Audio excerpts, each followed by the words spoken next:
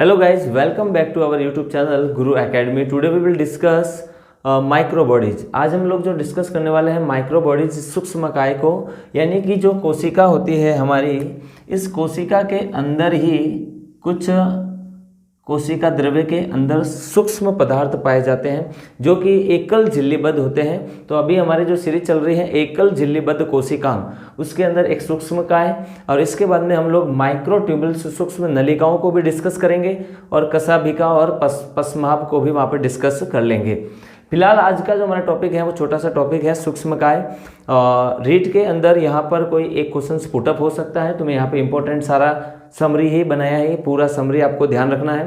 तो देखो micro body जो सूक्ष्मकाय है वो कैसी होती है, एकल झिल्लीबद्ध कोशिकांग। पहला क्वेश्चन ये कैसे होते हैं, एकल झिल्लीबद्ध कोशिकांग। और जो माइक्रो बॉडीज हैं वो सूक्ष्मकाय है, ये लगभग अपने जो एंडोप्लाज्मिक रेटिकुलम है अंतःपद्रव्य जालिका में ही इनका क्या होता है, निर्माण होता है, क्योंकि वो भी कोशिका द्रव्य में क्या होती हैं, बिखरी हुई होती हैं। मैंने आपको बोला था, और उसे झिल्लियों का तंत्र भी बोलते हैं, मेम्ब्रेन सिस्टम भी उसे कहा जाता है। तो जो माइक्रो बॉडीज हैं वो कितने टाइप्स के होते हैं, 3 टाइप्स के। फर्स्ट है spherosomes and second peroxisome and third glyoxysomes. ध्यान देना, स्पिरोसोम्स, पेरोक्सिसोम एंड ग्लाइऑक्सिसोम्स। अब सबसे पहले हम जो बात करेंगे वो है स्पिरोसोम्स की, और स्पिरोसोम को प्लांट लाइसोसोम कहा जाता है और इसको पादप लाइसोसोम क्यों कहा जाता है, इसको डिस्कस करने से पहले मैं आपको बता देता हूं कि हमने बात की थी लाइसोसोम के अंदर हाइड्रोलेज एंजाइम प्रेजेंट होते हैं, एसिड हाइड्रोलेज, अम्लीय जल अपघटनीय एंजाइम। सेम टू सेम यहाँ पर भी आपको कुछ लाइसोसोम की भांति एंजाइम दिखेंगे जो कि क्या हो सकते हैं, जैसे राइबोन्यूक्लियेज हैं, प्रोटीएज हैं, हाइड्रोलेज एंजाइम हैं, ये भी स्पिरोसोम्स के अंदर क्या होते हैं, भरे हुए होते हैं। इसीलिए इसे पादप लाइसोसोम कहा जाता है, क्योंकि एक लाइसोसोम की भांति क्या करता है, कार्य करता है।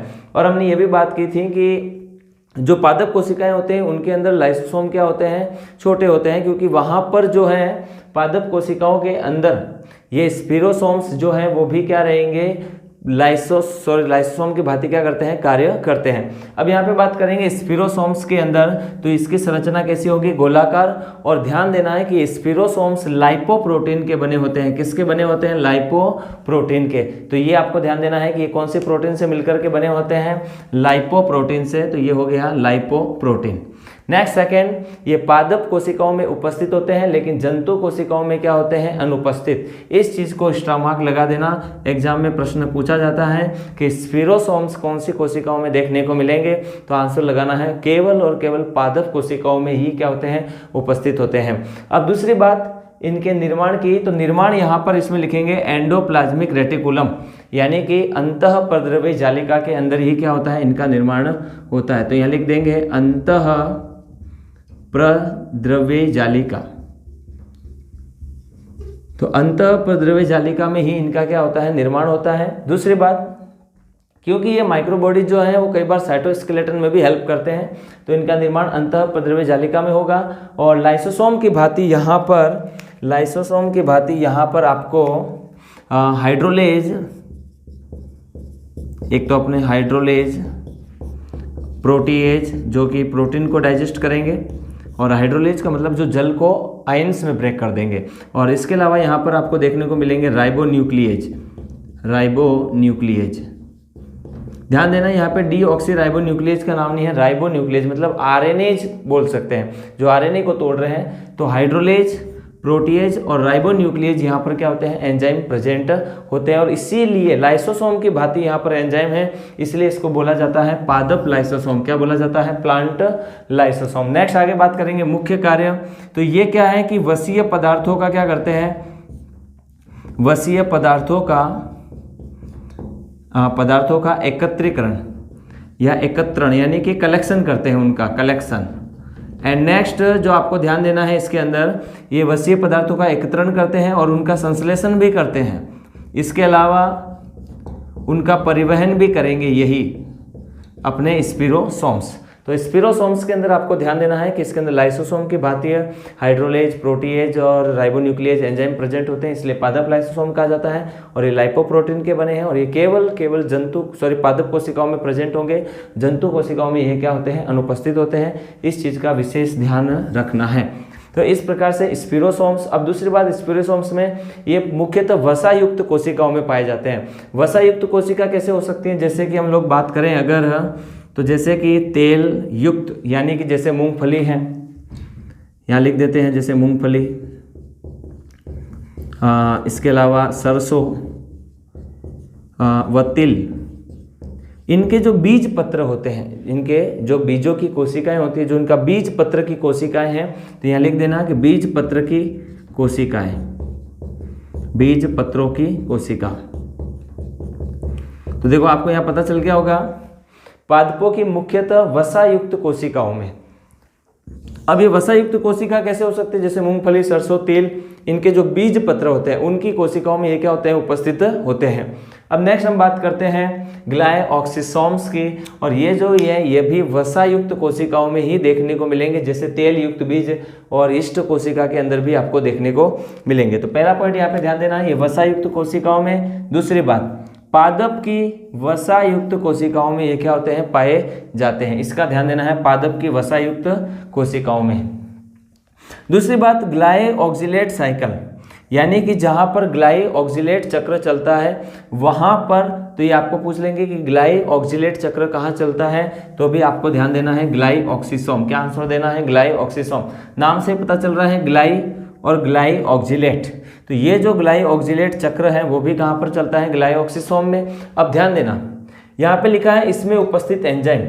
इस ग्लाइऑक्सिसोम में ग्लाइकोऑक्सिलेट साइकिल से रिलेटेड, ग्लाइऑक्सिलेट साइकिल से रिलेटेड जो भी एंजाइम है, वो एंजाइम क्या करते हैं? वसीय अम्ल यानी फैटी एसिड को कार्बोहाइड्रेट में बदलते हैं। और ये इंपॉर्टेंट है, यहाँ पर ध्यान देना है कि कोशिका के कौन से भाग में वसीय अम्ल को कार्बोहाइड्रेट में बदला जाता है, तो ग्लाइऑक्सिसोम, और किसके द्वारा? ग्लाइऑक्सिलेट चक्र जो कि इसमें संचालित होता है, इसका ध्यान रखना है आपको। तो ये वसीय अम्ल को किसमें बदल देते हैं? कार्बोहाइड्रेट। और एग्जाम की दृष्टि से अभी अगर हम देखें तो उससे भी इंपॉर्टेंट है पेरोक्सिसोम, जो कि बहुत ही ज़्यादा इंपॉर्टेंट है पेरोक्सिसोम। कुछ लोग पेरोक्सिसोम को यूरिकोसोम्स भी बोलते हैं। क्या बोलते हैं? यूरिकोसोम्स, बट इतना नाम इंपॉर्टेंट नहीं है। सिर्फ पादप लाइसोसोम आप ध्यान रखना है, स्पिरोसोम को बोलते हैं। अब ध्यान देना, ये पादप में भी उपस्थित है और जंतु में भी उपस्थित है, और स्पिरोसोम केवल और केवल पादपों में थे। इस चीज़ का ध्यान रखेंगे हम लोग। तो यहाँ पर ध्यान देना कि ये पादप कोशिकाओं में भी उपस्थित होंगे, इसके अलावा जंतु कोशिकाओं में जैसे यकृत है, वृक्क, जहाँ पर फैट क्या होता है? स्टोर्ड होता है। और दूसरी बात, ये जंतु कोशिकाओं में आपको यकृत और वृक्क में देखने को मिलेंगे, पादप कोशिकाओं, और कभी कभी ये आपको प्रोटोजोआ के एनिमल्स में भी, ये प्रोटोजोआ वाले जो एनिमल्स होते हैं उनमें भी ये क्या होंगे? देखने को मिलेंगे, प्रोटोजोआ के जीवों में। अब दूसरी बात करते हैं, इसमें भी लाइसोसोम के समान एंजाइम उपस्थित होते हैं, लेकिन ध्यान देना यहाँ पे लाइसोसोम से संबंधित काफ़ी एंजाइम थे, इसलिए पादप लाइसोसोम किसको बोला जाता है? स्पिरोसोम्स को। यहाँ पर जो एंजाइम होंगे वो यहाँ पर आपको देखने को मिलेंगे दो, एक तो कैटेलेज, जो एंजाइम होते हैं वो लाइसोसोम में भी उपस्थित होते हैं और वो यहाँ पर भी देखने को मिलते हैं। तो ये जो कैटेलेज एंजाइम है ये यहाँ पर उपस्थित होता है लाइसोसोम के समान। दूसरी बात, यहाँ पर जो प्रकाश संश्लेषी कोशिकाएं होगी जो पादपों के अंदर, उन प्रकाश संश्लेषी कोशिकाओं के अंदर जो प्रकाशीय श्वसन की क्रिया है, प्रकाशीय श्वसन, जिसको हम बोलते हैं एरोबिक रेस्पिरेशन, तो जो प्रकाशीय श्वसन की क्रिया है वो भी कहाँ पर संपन्न होती है? पेरोक्सिसोम में। और वैसे इंपॉर्टेंट है पेरोक्सिसोम, तो प्र से प्रकाशीय श्वसन आपको याद रखना है। एग्जाम के अंदर पूछ सकते हैं कि प्रकाशीय श्वसन की क्रिया कहाँ पर होती है, तो यहाँ पे ध्यान देना है पेरोक्सिसोम टिक लगाना है। लेकिन ध्यान देना, पेरोक्सिसोम के अंदर तो प्रकाशीय श्वसन होता ही है, इसके अलावा अगर पादप कोशिका की बात की जाए तो पादप कोशिका में पेरोक्सिसोम, इसके अलावा माइटोकॉन्ड्रिया, और इसके अलावा हम बात करें क्लोरोप्लास्ट, तो तीनों के अंदर ही प्रकाशीय श्वसन की क्रिया संपन्न होती है। मतलब ये कह सकते हैं तीनों में संयुक्त रूप से संपन्न होती है। अगर आपको पूछेंगे तो तीनों ऑप्शन एक साथ में नहीं देंगे, अलग अलग करके, या तो कोई भी आपको फंक्शन में पूछ सकते हैं कि प्रकाशीय श्वसन, तो ध्यान देना है कि प्रकाशीय श्वसन जो है वो माइटोकॉन्ड्रिया का भी फंक्शन है, इसके अलावा हरित लवक का भी फंक्शन है, और इसके अलावा ये पेरोक्सिसोम का भी क्या है? कार्य होता है। तो यहाँ पर कैटेलाइज क्या होते हैं? एंजाइम प्रेजेंट होते हैं। दूसरी बात, इसका कार्य सबसे इंपॉर्टेंट है प्रकाशीय श्वसन, जो कि प्रकाश संश्लेषी कोशिकाओं में संपन्न होगा। और हम यहाँ पे नोट डाल के लिख सकते हैं कि हरित लवक, माइटोकॉन्ड्रिया,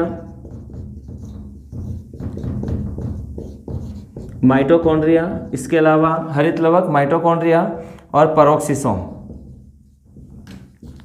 पेरोक्सिसोम तीनों में ही ये संयुक्त रूप से संपन्न होती है। कौन सी अभिक्रिया?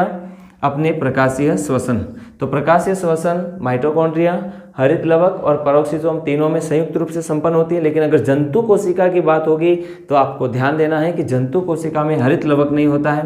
तो ऐसी स्थिति में प्रकाशीय श्वसन केवल और केवल पेरोक्सिसोम और माइटोकॉन्ड्रिया में होगा। लेकिन अगर पादप की बात की गई तो तीनों ही होंगे, हरित लवक, माइटोकॉन्ड्रिया और पेरोक्सिसोम। अब दूसरी बात लिखा है वसा उपापचय। तो यहाँ पर क्या होता है? वसा उपापचय संपन्न होता है। लेकिन ध्यान देना, वसा उपापचय जंतु कोशिका या पादप कोशिका, क्योंकि पेरोक्सिसोम पादप में भी है और जंतु कोशिका में भी है। तो वसा उपापचय है वो आपको कौन सी कोशिकाओं में देखने को मिलेगा? जंतु कोशिकाओं में। किस में देखने को मिलेगा? जंतु कोशिकाओं में। तो ये भी ध्यान देना है। और जो यहाँ पर ये है पेरोक्सिसोम, ये H2O2 का क्या करते हैं? विघटन करते हैं। अब ये विघटन H2O2 बनेगा कैसे, वो ध्यान देना कि जो इसमें कैटालेज एंजाइम है ये क्या करते हैं? कोशिका के अंदर उपापचय क्रियाएं करते हैं। और जब उपापचय क्रियाएं होती हैं तो H2O2 का क्या होता है? प्रोडक्शन होता है। और ये जो H2O2 बन रहा है उपापचय क्रियाओं के फलस्वरूप, इस उपापचय क्रियाओं के फलस्वरूप बनने वाले हाइड्रोजन पेरोक्साइड H2O2 का विघटन भी किसके द्वारा किया जाता है? पेरोक्सिसोम से किया जा सकता है। तो यहाँ पे लिखा जा सकता है नोट में कि ये उपापचय क्रियाओं का क्या होता है? परिणाम। उपापचय क्रियाओं से उत्पन्न H2O2 का क्या किया जाता है? विघटन किया जाता है। और वो भी किसका काम है? पेरोक्सिसोम का कार्य होता है। अब ध्यान देना है कि ये तीनों के तीनों क्या है? सूक्ष्मकाय माइक्रोबॉडीज हैं जो कि एकल झिल्लीबद्ध कोशिकांग है। स्पिरोसोम्स में ध्यान देना है पादप लाइसोसोम, जो कि लाइसोसोम की भांति इसमें एंजाइम होते हैं। मुख्य कार्य वसीय पदार्थों का एकत्रीकरण। और यहाँ पर सूक्ष्मकाय का जो मुख्य कार्य है वो ग्लाइऑक्सिलेट साइकिल्स में चलता है, जिसके अंदर उपस्थित एंजाइम वसीय अम्ल को किस में बदलते हैं? कार्बोहाइड्रेट में। और पेरोक्सिसोम में आपको सबसे इंपॉर्टेंट ध्यान रखना है प्रकाशीय श्वसन, हरित लवक, माइटोकॉन्ड्रिया एंड पेरोक्सिसोम तीनों में क्या होता है? संयुक्त रूप से संपन्न होता है। अब हम जो नेक्स्ट वीडियो है हमारा, उसके अंदर सूक्ष्म नलिकाओं को डिस्कस करेंगे और उसके बाद में हम लोग द्विझिल्लीबद्ध कोशिकांगों को डिस्कस करेंगे। और आप हमारे टेलीग्राम चैनल से भी जुड़ सकते हैं, 8619330791 व्हाट्सएप ग्रुप से भी जुड़ सकते हैं। So thanks for watching. जय हिंद, वंदे मातरम।